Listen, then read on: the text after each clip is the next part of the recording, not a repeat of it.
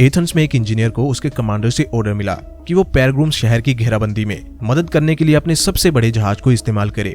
लेकिन engineer order मानने के बजाय बहस करने लगा कि उन्हें बड़े नहीं छोटे जहाज को भेजना चाहिए। उसकी बहस ने कमांडर को क्रोधित कर दिया और उसने इंजीनियर को कोड़े मारने का आदेश दिया और उसे तब तक पीटा जब तक वो मर नहीं गया।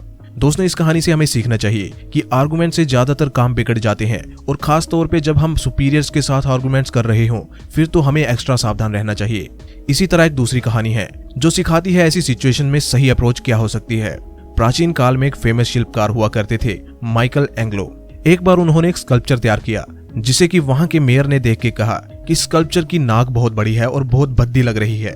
वाइस एंग्लो को पता था कि नाक सही है, फिर भी उन्होंने आर्ग्यू करने के बजाय अपने हाथ में थोड़ी सी मिट्टी ली और छेनी से झूठ-मूठ नाक को ठीक करने लगे। फिर एंग्लो ने मेयर से पूछा कि क्या अब ये स्कल्पचर ठीक है, तो मेयर ने खुश होकर जवाब दिया कि हाँ, अब ये एकदम परफेक्ट है। माइकल एंग्लो के इस छोटे से काम से ना तो स्कल्पचर खराब हुआ और मेयर भी संतुष्ट हो गया। तो दोस्तों, ये दो एग्जांपल्स इस बात को पूरी तरह से जस्टिस करते हैं कि हमें आर्गुमेंट से नहीं, एक्शन से विन करना चाहिए।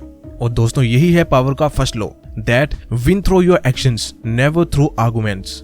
दोस्तों, इसी तरह के 4 और लॉज मैं आपको इस वीडियो में बताने वाला हूं जो आपको एक पावरफुल पर्सन बना देंगे, इसलिए वीडियो को आखिर तक पूरा देखें।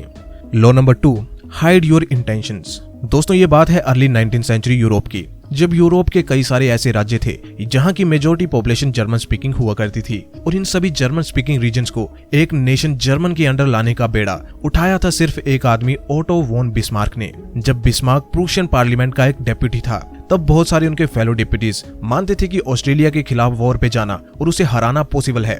बिस्मार्क भी वॉर पे जाना चाहता था, लेकिन उसे मालूम था कि राजा वॉर के फेवर में नहीं है और वो ये भी जानता था कि प्रूशियन आर्मी अभी प्रिपेयर्ड नहीं है। इसलिए उसने एक क्लेवर तरीका निकाला। उसने पब्लिकली ऑस्ट्रेलियाई लोगों की प्रशंसा की और वॉर की मैडनेस के बारे में सबको बताया। एज ए रिजल्ट कई सारे डेप्यूटीज ने अपना वोट चेंज कर लिया। वॉर का समर्थन करने के बजाय वॉर को अपोज करने लगे। बिस्मार्क को ये पता था कि इस समय प्रूशियन आर्मी इतनी स्ट्रॉन्ग नहीं है और वॉर को बस कुछ समय टालने के लिए उसने पीस की बात करी। अगर वो अपने असली इंटेंशंस को सबके सामने बता देता तो ना सिर्फ वो वॉर हारता बल्कि अपनी स्ट्रॉन्ग लीडर की इमेज को भी डैमेज कर लेता।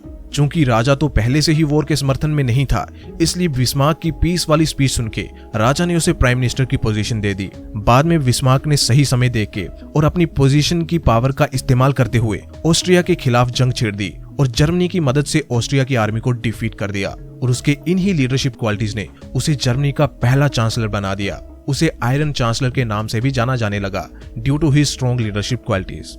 दोस्तों, इस स्टोरी से आपको पता चल गया होगा कि अपने इंटेंशंस को हाइड करने का क्या फायदा है, क्योंकि अगर आप बहुत ज्यादा ओपन हो जाओगे तो आप इतने ज्यादा प्रिडिक्टेबल और आम बन जाओगे लोगों के लिए कि लोगों को आपका सम्मान करने या डरने का कोई कारण नहीं मिलेगा।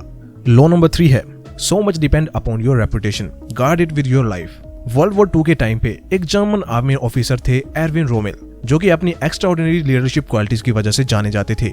एरविन की इमेज लोगों की नजर में एक स्ट्रॉन्ग और स्ट्रेटेजिक लीडर की थी और उनके ओपोजिशन के लोग उनसे बहुत ज्यादा डरते थे। इवन वो उनसे इतना डरते थे कि कई बार तो उनका नाम सुन के ही कई सारे लीडर्स हथियार डाल देते थे और अपनी इसी रेपुटेशन के कारण उन्होंने कई युद्ध बिना लड़े ही जीत लिए थे। दोस्तों, हमारी रेपुटेशन हमारी पावर के लिए बहुत इंपॉर्टेंट होती है। अगर आप अपनी एक स्ट्रॉन्ग रेपुटेशन बना लेते हो लोगों के बीच, तो आप कई सारे काम निकलवा सकते हो बिना कुछ किए या बिना किसी को अप्रोच किए। दोस्तों, 3 तरह की रेपुटेशन होती है जो आपको बिल्ड करनी चाहिए। फर्स्ट, ऑनेस्टी, सेकंड, रिलायबिलिटी और थर्ड, स्टैंड फॉर योरसेल्फ। दोस्तों, 4th लॉ है, बिकम स्केर्स। बड़ी बड़ी सुपरस्टार्स और सेलिब्रिटीज ज्यादातर इवेंट्स पे या पार्टीज जैसे ओकेजन्स के इनविटेशन को ज्यादातर रिजेक्ट कर देते हैं, या फिर अगर जाते भी हैं तो बहुत कम समय के लिए, जैसे 10-15 मिनट के लिए जाते हैं और वापिस आ जाते हैं। वो लोग ऐसा सिर्फ इसलिए नहीं करते क्योंकि उनके पास बहुत कम समय होता है या फिर वो बहुत अधिक बिजी रहते हैं। ये भी एक रीजन हो सकता है, लेकिन वो ऐसा इसलिए करते हैं क्योंकि वो ज्यादा अवेलेबल नहीं रहना चाहते। पब्लिकली वो जितना कम दिखेंगे उतना उनकी वैल्यू मेंटेन रहेगी। दोस्तों, आप खुद ही देखो, जब कोई चीज हमें बहुत रेयरली दिखती है तो हम उसे देख के कैसे एक्साइटेड हो जाते हैं। जैसे कि नॉर्मली इंडियन रोड्स पे इतना ज्यादा ट्रैफिक रहता है, तरह तरह की गाड़ियां रोड्स पे दिखती हैं, लेकिन जैसे ही लैम्बोर्गिनी, फरारी जैसी एक्सोटिक कार रोड पे दिख जाती है तो सब लोग उसकी फोटोज क्लिक करने लगते हैं। क्यों? क्योंकि ऐसी कार इंडियन रोड पे बहुत कम दिखने को मिलती हैं। वहीं दुबई जैसे शहरों में ऐसी कारों को कोई पूछता भी नहीं। इसलिए आपको भी दोस्तों हर टाइम अवेलेबल नहीं रहना चाहिए। जब आपको देखना लोगों के लिए एक आम बात हो जाएगी तो लोग आपकी वैल्यू करना कम कर देंगे। इसलिए स्केर्स बनो। लोगों को ऐसा लगना चाहिए कि आप एक गोल ओरिएंटेड पर्सन हो, और हाँ, सिर्फ दिखने के लिए नहीं, बल्कि आपको सच में एक फोकस्ड और गोल ओरिएंटेड पर्सन बनना चाहिए। दोस्तों, फिफ्थ और लास्ट लॉ है know who you are dealing with, don't offend the wrong person. 1920 में फ्यूरी नाम का एक नामी चोर हुआ करता था। फ्यूरी ने कोलोराडो के डेनवर में चोरी चकारी करके सैकड़ों हजारों डॉलर कमाए थे। ऐसे ही फ्यूरी ने एक आदमी को ठगा जिसका नाम था जे फ्रैंक नॉरफ्लीट, जिसने फ्यूरी के हाथों $45,000 गंवाए। फ्यूरी को शायद पता नहीं था, लेकिन ये उसकी जिंदगी की सबसे बड़ी गलती थी। पुलिस नॉरफ्लीट की मदद नहीं कर पाई, इसलिए उसने मैटर को अपने हाथ में ले लिया और उसने ठान लिया, चाहे उसे पूरी जिंदगी लगानी पड़े, लेकिन वो उसे खोज निकालेगा। उसने पूरी कंट्री को छानना शुरू कर दिया और कई सारे कॉन आर्टिस्ट को पकड़ा भी। उसने इंग्लैंड, कनाडा और मैक्सिको जैसे कंट्रीज में ट्रैवल करना शुरू कर दिया जो फ्यूरी को ढूंढने के लिए, और टेक्सास में उसे आखिरकार पकड़ भी लिया। लेकिन वो यहाँ भी नहीं रुका और इस पूरे खेल को खत्म करने में लग गया। नॉरफ्लीट ने इसके लिए न सिर्फ लाखों डॉलर खर्च किए, बल्कि अपनी पूरी जिंदगी झोंक दी और अपनी मैरिड लाइफ भी बर्बाद कर ली। दोस्तों, नॉरफ्लीट जैसे लोग हमारी लाइफ में भी हो सकते हैं जो रिवेंज के लिए सारी हदें पार कर सकते हैं। तो अगर आप ऐसे लोगों से मिलते हो तो इनसे पोलाइटली और रिस्पेक्टफुली ही पेश आएं, फिर चाहे आपको पता भी हो कि उनका तर्क बेफिजूल है। उनको इंसल्ट ना करे, नहीं तो आपको पता ही है ऐसे लोग बदला लेने के लिए किस हद तक जा सकते हैं।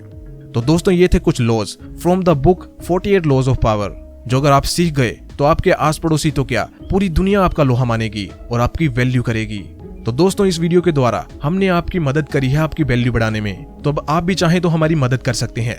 बस नीचे दिए उस लाल सब्सक्राइब बटन को प्रेस करें ताकि हमारा ये चैनल ग्रो हो सके।